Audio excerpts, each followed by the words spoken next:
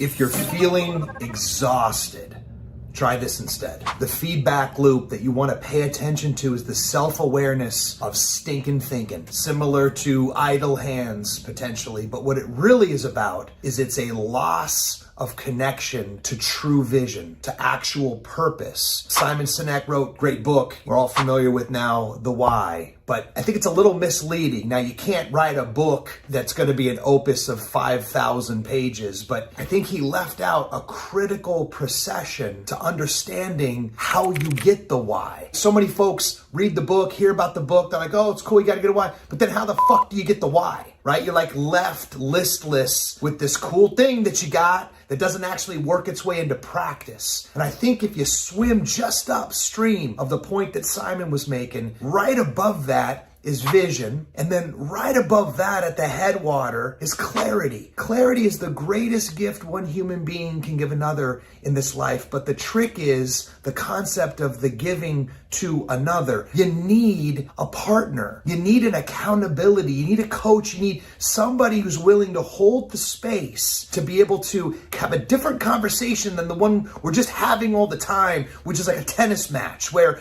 you say something, I say something, you say something, I say, and then there's no insight, there's no narrative, there's no furthering. It's a different conversation with a different frequency, with a little more intention, a little more purpose. And it's very question-based. And if you have somebody that can proctor that, to be able to hold the space and be able to ask you and repeat back what it is that they heard you say, hold, and then perhaps share with them how that's making them feel or what the interpretation of that is through your own ears, then the narrative can build. So there's not just this stuck in first gear, like first gear, first gear, first gear, first gear, first gear. What happens when you have active listening, right? Someone who's willing to hold the space has the skill and the intention and the desire to hold that space. You go from 1 to 2 to 3 to 4 to 5. If you can get 7 levels deep by trying to identify what's actually important to you about this strife that's got you now mired in your own death-looped doom cycle, that's where insight can occur. That's where you get fresh thinking. And right on the other side of fresh thinking is Big Mo, momentum. It's the most immutable physiological law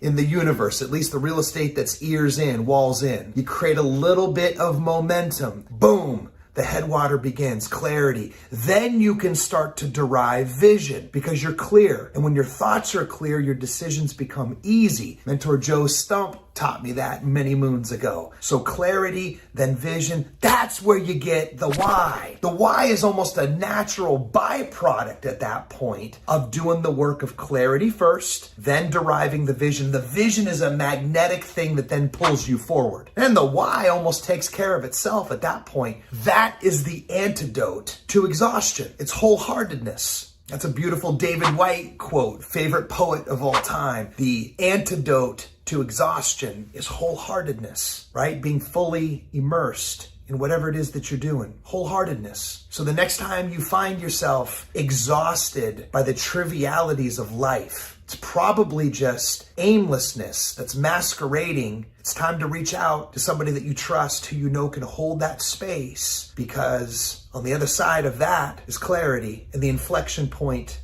to the beginning of your next chapter.